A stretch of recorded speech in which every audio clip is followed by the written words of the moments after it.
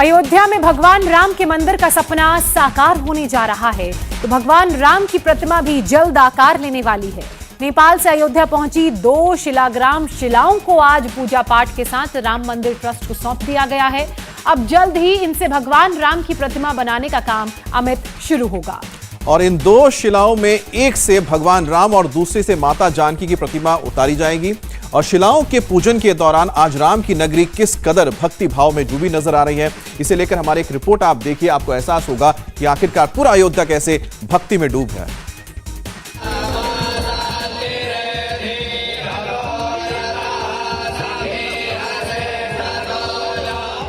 अयोध्या में भगवान राम के भव्य मंदिर के लिहाज से आज बड़ा दिन है। भगवान श्री राम की दिव्य प्रतिमा के लिए शालिग्राम शिलाएं नेपाल में भगवान राम के ससुराल जनकपुर से आ चुकी है।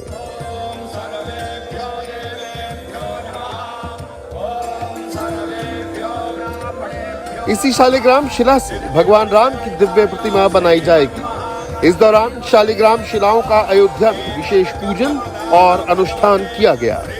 नेपाल से आए संतों ने वैदिक मंत्रों के साथ शिला का पूजन किया। इस दौरान पूरी अयोध्या जय श्री राम के नारों से गूंजती रही।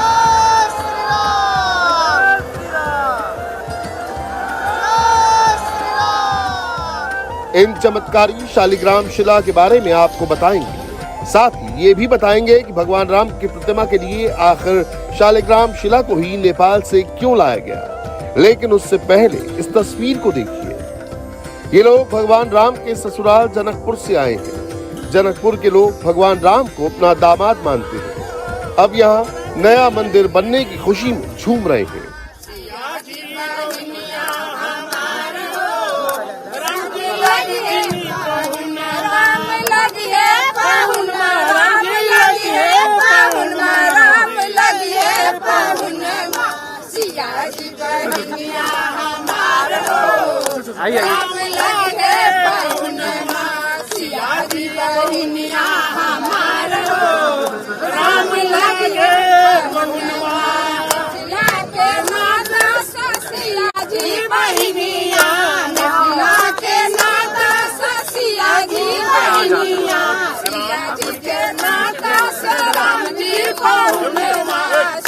जी के नाता से राम जी पाहुनवा दोनों के मिसाल हो।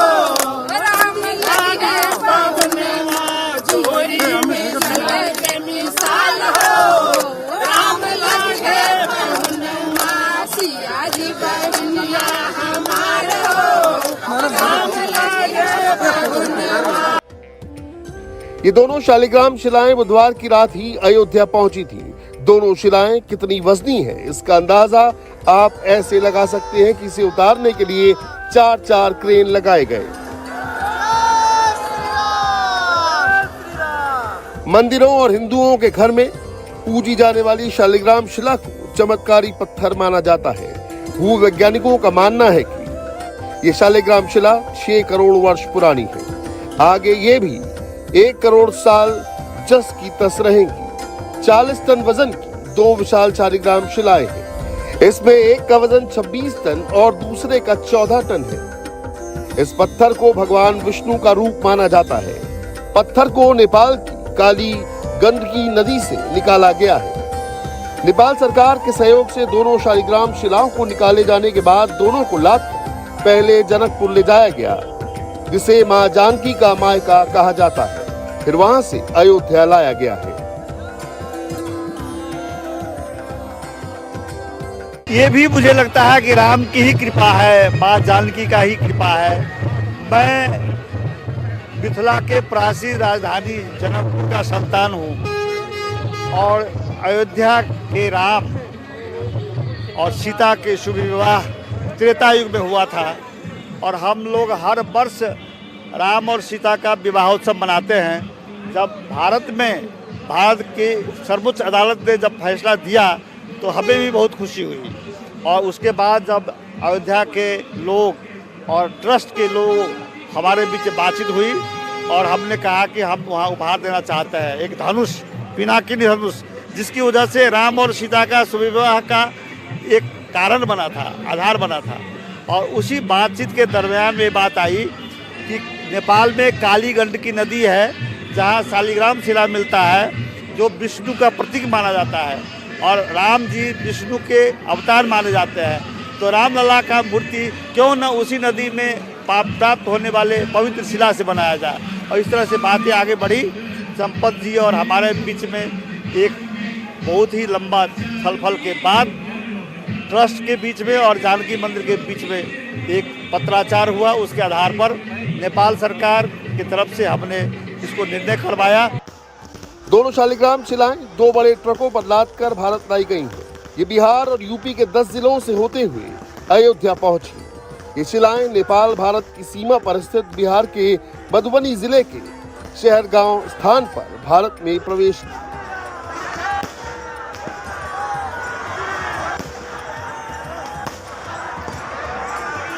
मधुबनी के बाद ये दरभंगा, मुजफ्फरपुर, पूर्वी चंपारण, गोपालगंज, यूपी के कुशीनगर, गोरखपुर, संत कबीर नगर, फिर बस्ती होते हुए अयोध्या पहुंची हैं। ये दोनों शिलाएं सीतामढ़ी भी गईं, जहां मां सीता का जन्म हुआ था। और ये बिहार के बॉर्डर में पड़ता है, ये है जनकपुर। इसलिए वहाँ से जो कोई चलेगा वो बिहार होकर के ही आएगा।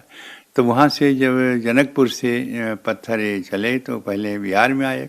बिहार में कुछ स्थान ऐसे हैं जो माता सीता से संबंधित हैं, तो इसलिए उन स्थानों से होते हुए ये अयोध्या, ये मतलब उत्तर प्रदेश से प्रवेश किया है। तो उसका हर महत्व है हर स्थानों का। इसीलिए सोचे जब वहाँ से निकलेंगे तो उन सीतामढ़ी आदि कई जो हैं जो ये बिहार में पड़ते हैं उनसे जोड़ करके और उनके साथ पहुँच कर वहाँ लोगों ने बहुत ही स्वागत सम्मान किया है उस पत्थर का। और वो शिला जब आ रही हैं गोरखपुर से के माध्यम से, गोरखपुर के रास्ते से, और एक जनकपुर मार्ग ही बना हुआ है। जनकपुर कहते हैं, ये यहाँ से आप जाएंगे तो कुछ दूर पर एक जनकपुर मार्ग है जो जाता है जनकपुर में। रास्ते में इन पवित्र शिलाओं के दर्शन और स्वागत के लिए भी बड़ी संख्या में राम भक्त शामिल हुए। रास्ते में फूल बिछाए गए। दोनों ट्रकों के साथ नेपाल का एक प्रतिमंडल भी साथ चल रहा था, जिसमें नेपाल के पूर्व उप प्रधानमंत्री कमलेन्द्र निधि, नेपाल की पूर्व सांसद दीपशिखा शर्मा और पोखरा के मेयर समेत सैकड़ों की संख्या में साधु संत और श्रद्धालु शामिल रहे। भगवान राम की प्रतिमा अयोध्या में बन रहे मंदिर के गर्भगृह में स्थापित की जाएगी, जबकि राम दरबार की प्रतिमा प्रथम तल पर स्थापित की जाएगी।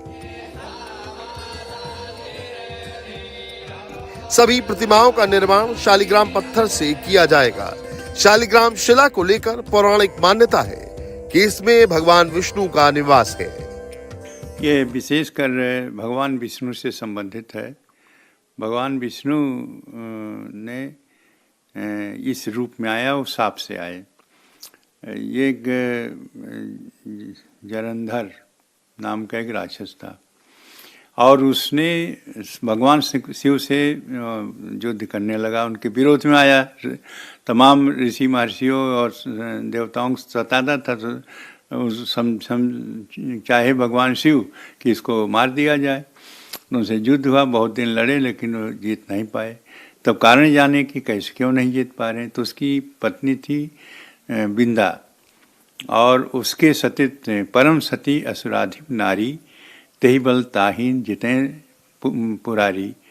तो इसके कारण से जीत नहीं पाते। तब छल कर तार्यो तास व्रत प्रभुसुर कारज कीन, छल करके उसके व्रत को भंग किया। जब उसे पता चला कि ये तो छल करके किए तो हमारे पति मारे गए, तो विष्णु को शाप दे दिया, जाओ तुम पत्थर हो जाओ। वही नर्मदा नाम की, काली नर्मदा नाम की नदी है जो नेपाल में है। यह जो शिलाएं वहीं पाई जाती हैं, वहाँ से लोग ले आते हैं और मंदिरों में उसकी पूजा करते। हर मंदिरों में शालिग्राम शिला की पूजा होती है। भगवान राम को विष्णु का अवतार माना जाता है और शालिग्राम को भगवान विष्णु का प्रतीक माना जाता है। इसीलिए भगवान राम के बाल रूप और राम दरबार की प्रतिमाएं इनसे ही बनेंगी। रामलला की मूर्ति के लिए शालिग्राम पत्थर देने का सुझाव नेपाल सरकार की ओर से आया था। पत्थर को ढूंढने के लिए नेपाल सरकार ने जियोलॉजिकल और आर्कियोलॉजिकल सहित वाटर कल्चर को जानने समझने वाले विशेषज्ञों की एक टीम भेजकर पत्थर का चयन किया। राम मंदिर का निर्माण अगले 2000 वर्ष को ध्यान में रखकर किया जा रहा है, इसीलिए पत्थर की आयु का भी खास ख्याल रखा गया है। क्या स्पेशल है इन शिलाओं में जो आपने इतना रिसर्च? इसमें क्या है कि ये शिला बरसों तक रहेगा। वैज्ञानिक भाषा में एक शिला का नाम क्वार्टाइज है और दूसरा शिला का नाम मार्बल कैल्सिटाइज है। तो ये दो शिलाएं दोनों देश के वैज्ञानिकों ने इसको सहमति दी और ये सिफारिश किया कि ये शिला बहुत ही टिकाऊ होगा। हिमालय पहाड़ से निकली हुई हिमखंड के प्रवाह से बनने वाली नदी जहाँ की शालिग्राम शिला मिलता है, संसार में प्रसिद्ध है। तो इसका जो क्वालिटी है ये भी बहुत ही उपयुक्त है मूर्ति बनाने में के लिए, प्रतिमा बनाने के लिए, और टिकाऊ भी होगा। ये हमें बताया गया था कि न्यूनतम 1000 वर्ष का ये यहाँ योजना है आर्किटेक्ट ने जो किया है राम मंदिर का, इसीलिए मूर्ति भी 1000 वर्ष तक का टिकाऊ होना चाहिए। तो ये 1000 वर्ष से बहुत ज़्यादा टिकाऊ है जो वैज्ञानिकों ने कहा था। ट्रस्ट ने आपको क्या कहा कि जो भगवान राम की मूर्ति लगेगी गर्भगृह में वो इन्हीं शिलाओं की होगी? हाँ, उन्होंने कहा कि देखिए हमें तय करना बाकी है, लेकिन उन्होंने हमसे कहा कि ये आप अगर उपहार, हम कहते कि हम उपहार देंगे, तो उन्होंने कहा कि आपके तरफ से, जनकपुर के तरफ से, जानकी मंदिर के तरफ से, नेपाल की तरफ से आने वाला हर उपहार हमें शिरोधार्य है, स्वीकार है, उन्होंने कहा था। और ये यहाँ के मूर्तिकार जो शिल्पकार हैं वो इसको उन्होंने प्रमाणित किया था और उसके बाद उन्होंने कहा था कि इससे रामलला की मूर्ति बन सकती है, बनाएंगे। हालांकि अंतिम निर्णय इन लोगों का है, लेकिन हमने दिया। विश्व में शालिग्राम पत्थर केवल भगवान राम के ससुराल नेपाल में पाया जाता है। दामोदर कुंड से आने वाली काली गंडकी और तिनाथ से उत्पन्न कागखेला, कागवेनी में शालिग्राम का पत्थर मिलता है। भारत और नेपाल का रिश्ता नया तो नहीं है, त्रेता युग से रिश्ता रहा है।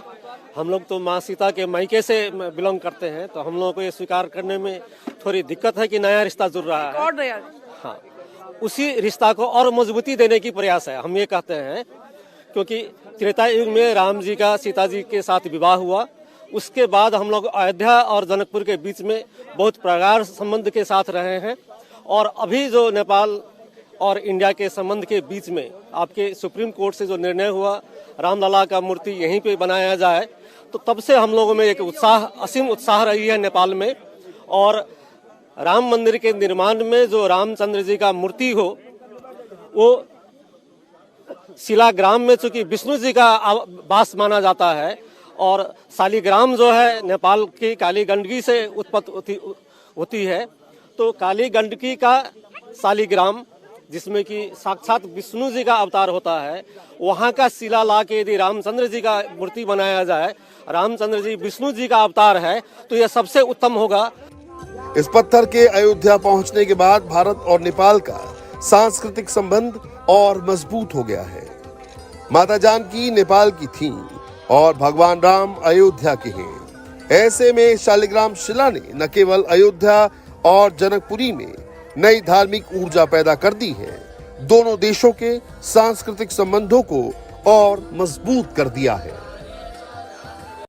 ये शालिग्राम की शिलाएं हैं जो नेपाल से अयोध्या आई हैं, भगवान प्रभु श्री राम की नगरी अयोध्या।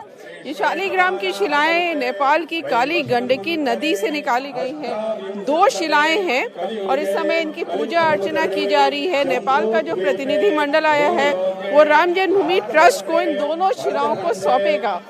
ये शिलाएं जो काली गंडकी नदी है वहाँ की ये शिलाएं हैं। उस काली गंडकी नदी में बहुत सारी शिलाएं थी। पहले 50 शिलाओं को देखा गया, उनको टेस्ट किया गया, फिर 15 शिलाओं ने ज़्यादा वहाँ जो वैज्ञानिक हैं उन्होंने टेस्ट किया, और फिर ये 2 शिलाएं ऐसी ढूंढी गई जो करोड़ों साल पुरानी बताई जा रही है और आने वाले करोड़ों साल तक ये इसी स्वरूप में रहेंगी। तो कोशिश ये है कि जो अयोध्या में प्रभु राम का भव्य मंदिर बन रहा है उसमें जो भगवान राम की मूर्ति बने वो इनसे बने, क्योंकि वो मंदिर भी कम से कम ऐसा बनाया जा रहा है जो 1000 साल तक वहाँ भक्त लोग दर्शन कर सकेंगे। नेपाल के बहुत सारे लोग हमारे साथ हैं। आप वहाँ के साइंटिस्ट हैं जिन्होंने रिसर्च करके ये पत्थर निकाले। इन पत्थरों को किस तरह से तलाश किया? इसको तो हम लोगों ने 2-3 बार पहले रिसर्च किया था।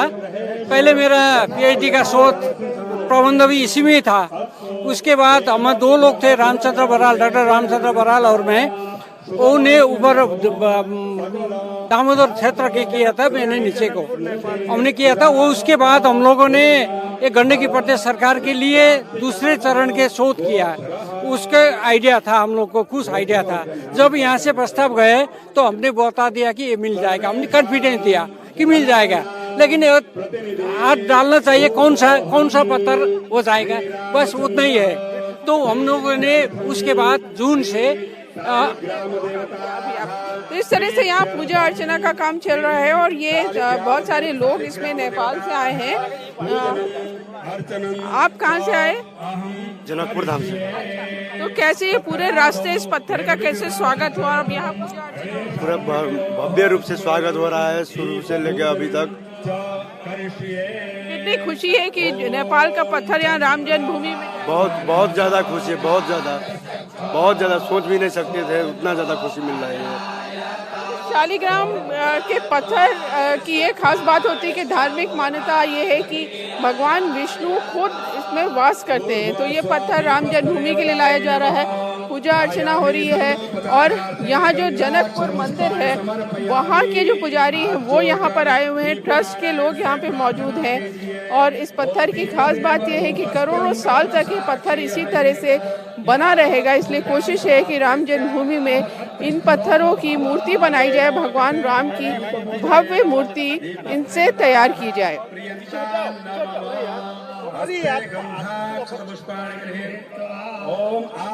अब राम जन्मभूमि ट्रस्ट का ये कहना है कि इन पत्थरों को ये पत्थर अभी इस समय नेपाल का जो प्रतिनिधि मंडल है वो राम जन्मभूमि ट्रस्ट को सौंप रहा है। राम जन्मभूमि का कहना है कि उनकी जो टेक्निकल टीम है वो इनकी जांच करेगी। उसके बाद जो मूर्तिकार होंगे वो देखेंगे कि इससे भगवान राम की मूर्ति बन सकती है कि नहीं, और तब ये तय होगा कि इन मूर्तियों का किस तरह से राम जन्मभूमि के मंदिर में इस्तेमाल किया जाएगा। फिलहाल ये नेपाल से करीब 1100 किलोमीटर का सफर तय करके ये शालिग्राम की शिलाएं यहाँ पहुंची हैं।